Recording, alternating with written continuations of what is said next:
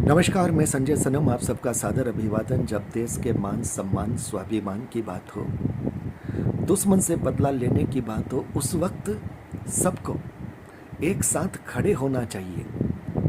सरकार का साथ मजबूती से देना चाहिए। आपके मन में सरकार के प्रति सवाल हो सकते हैं, लोकतंत्र में ये अधिकार है, लेकिन सवाल कब पूछना कब नहीं पूछना, यह भी तो समय की बात है। इस वक्त अगर किसी भी राजनीतिक पार्टी का कार्यकर्ता या नेता राजनीतिक तवे में राजनीति की रोटियां सेकता दिखे तो फिर उसे क्या कहा जाना चाहिए। लेकिन उसे देखकर अगर उसी पार्टी के कार्यकर्ता बिंदास आवाज में उसे अपनी जिम्मेदारी याद दिला दे, उसे ये बता दे कि देश बड़ा है, पार्टी बड़ी नहीं है, उसे ये बता दें कि इस वक्त सरकार के साथ खड़े होने की ज़रूरत है। ये वक्त सरकार को घेरने का नहीं है। इस वक्त दुश्मन से बदला लेना है, सरकार के साथ खड़े रहना है और सेनाओं को प्रोत्साहित करना है, सेनाओं का मनोबल बढ़ाना है। जी हाँ, सोशल मीडिया में एक ऐसी क्लिप आई है जिसको सुनकर के दिल बाग बाग हो गया, और आप भी सुनोगे तो आपको भी लगेगा कि हाँ, ज़रूर कुछ लोग राजनीतिक तवे पर अपनी रोटियां सेकने में ये भूल जाते हैं कि ये वक्त राजनीति की रोटियां सेकने का नहीं, देश के साथ खड़े होने का वक्त है। लेकिन कुछ लोग ज़रूर ऐसे हैं जो अपनी बुलंद आवाज़ से दहाड़ते हुए अपनी ही पार्टी के कार्यकर्ताओं की क्लास लगाते हैं और उन्हें ये कहते हैं कि ये वक्त राजनीति करने का नहीं, देश के साथ खड़े होने का है।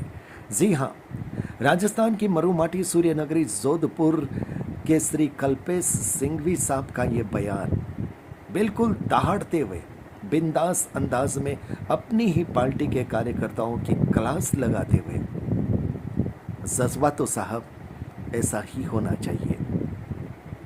जिस वक्त देश की ज़रूरत हो उस वक्त पार्टी और राजनीति को छोड़ देना चाहिए। कल्पेश सिंघवी साहब का ये बयान सुनिए और उसे अपने राजनीतिक मित्रों तक ज़रूर पहुंचाइएगा। बहुत बहुत आभार। नमस्कार। मैं जोधपुर से कल्पेश सिंघवी, एक राजनीतिक दल कांग्रेस पार्टी से आता हूं। कांग्रेस पार्टी से आता हूं इसका मतलब ये नहीं है कि हम लोग हमेशा विरोध की भाषा बोलते रहें, और जिस प्रकार से विरोध की भाषा पिछले 2 दिन के अंदर से प्रधानमंत्री नरेंद्र मोदी जी के ऊपर कुछ कांग्रेस के तथाकथित नेताओं ने अपने आकाओं को खुश करने के लिए बोली है, और जिस प्रकार से प्रधानमंत्री जी का गर्दन हटाकर और एक पोस्टर जारी किया और गायब लिखा है, ये बहुत अनुचित है, बहुत ओछी राजनीतिक सोच है। कुछ नेताओं ने अपने आकाओं को सबको खुश करने के लिए ये दुस्साहस किया है। आप याद कीजिए 2013 के अंदर प्रधानमंत्री हमारे मनमोहन सिंह जी हुआ करते थे, और नवाज शरीफ ने जिस प्रकार से प्रधानमंत्री जी को एक देहाती औरत बताया, और नरेंद्र मोदी जी ने जो आज भारत के प्रधानमंत्री है, उन्होंने अपने राजनीतिक धर्म को निभाते हुए नवाज शरीफ को अपनी औकात बता दी थी कि हमारे देश के प्रधानमंत्री के बारे में कैसा कहा, ऐसा कैसे कह दिया। लेकिन आज कुछ कांग्रेसी अपने वोट बैंक के चलते, अपने राजनेताओं को खुश करने के चलते प्रधानमंत्री आदरणीय नरेंद्र मोदी जी पर कटाक्ष कर रहे हैं। आप देख लीजिए कि आज पूरा देश, पूरा जनमानस, हिंदुस्तान की जनता बच्चा बच्चा नरेंद्र मोदी जी के फैसले के साथ है, युद्ध के लिए तैयार है। आंतरिक सुरक्षा में हम लोग सब लोग तैयार हैं, जान की बाजी लगा देंगे। दुश्मन देश को खत्म करना है, 2 टुकड़े 3 टुकड़े जितने नरेंद्र मोदी जी आप करना चाहें, इसके पाकिस्तान के इतने टुकड़े कर दीजिए कि जीवन भर आतंकवाद का नाम लेना भूल जाएं ये लोग। मैं उन कांग्रेसियों से कहना चाहता हूं कि इस समय राजनीतिक धर्म अपना क्या है ये सोचिए।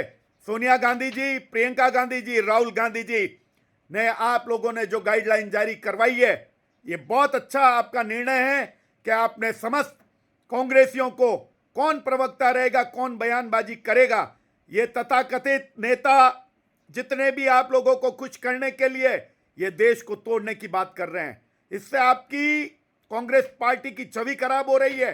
हम आज 38 सालों से कांग्रेस पार्टी में हैं। इसका मतलब ये नहीं है कि अच्छे काम की भी हम लोग बुराई करें। थोड़ा सोचिए, वोटों की राजनीति के चलते किसी भी प्रकार से देश में एकजुटता कम नहीं होनी चाहिए, आपसी सौहार्द बाकी रहना चाहिए। हर वक्त हिंदू मुस्लिम करके, चाहे कोई भी करे, हम लोग उन लोगों पर आरोप लगाएं कि ये हिंदू मुस्लिम कर रहे हैं, हम लोग भी कुछ कम नहीं कर रहे हैं। मुस्लिमों को दबाने का, डराने का प्रयास भी कांग्रेस पार्टी में हम लोग रह के कर रहे हैं। ये दिख रहा है। ये दिखना बहुत गलत है। ये हमारी पार्टी के लिए घातक है, हमारे आकाओं के लिए घातक है। हमारे राजस्थान के पूर्व मुख्यमंत्री श्री अशोक गहलोत साहब ने ऐसा कोई बयान जारी नहीं किया है। पहले वक्त में ही उन्होंने नरेंद्र मोदी जी का समर्थन किया है, देश के प्रधानमंत्री जी का समर्थन किया है। यहां तक कि आने वाले 3 मई को उनके जन्मदिन पे उन्होंने सारे कार्यक्रम कैंसिल कर दिए। इस तरह की सोच और इस तरह की भावना हर नेता के अंदर होनी चाहिए कि हम कोई भी कार्यक्रम के शरीक नहीं होंगे, कोई जश्न नहीं मनाएंगे, क्योंकि कत्ले आम हुआ है, धर्म पूछ के हुआ है। हम छोड़ने वाले किसी को भी नहीं है। और उन कश्मीरियों की भी मिली भगत के बगैर यह संभव नहीं था। यह बात तय है। जो लोग कहते हैं कि सुरक्षा में चूक हुई है, निश्चित रूप से चूक हुई है। प्रधानमंत्री जी से हम जवाब बाद में मांग लेंगे, लेकिन आज पूरे देश के विपक्षी दलों को, पूरी जनता को, आम जनमानस को ये हिंदू मुस्लिम की लड़ाई छोड़कर देश के प्रधानमंत्री जी को, देश की आंतरिक सुरक्षा के अधिकारियों को और हमारी इस तीनों सेनाओं को मनोबल बढ़ाएं। उनका हर संभव हमको मदद करनी है, चाहे जैसा भी युद्ध हो जाए, कुछ भी हो जाए, हम लोगों की जानें भी चली जाएं, हमको कोई गम नहीं होना चाहिए। लेकिन हमको आज की तारीख के अंदर एकजुट होकर प्रधानमंत्री नरेंद्र मोदी जी का साथ देना चाहिए। किसी प्रकार की राजनीति नहीं होनी चाहिए। और जो अभी इस वक्त में राजनीति कर रहे हैं, उनको देश की जनता माफ नहीं करेगी, ये याद रखना। मैं एक बार पुनः कल्पेश सिंह भी हाथ जोड़कर आप लोगों से प्रार्थना कर रहा हूं। और मैं उन हिंदू कट्टरवादियों से भी कहना चाहता हूं जो बोल रहे हैं कि इनको 25 करोड़ को 50-30 करोड़ को कब बाहर निकालोगे। इस घटिया मानसिकता, जिहादी मानसिकता को आप लोग भी बंद कर दीजिए। ये सबके लिए एक संदेश है। मान लीजिए, हाथ जोड़कर आप सबसे विनती है।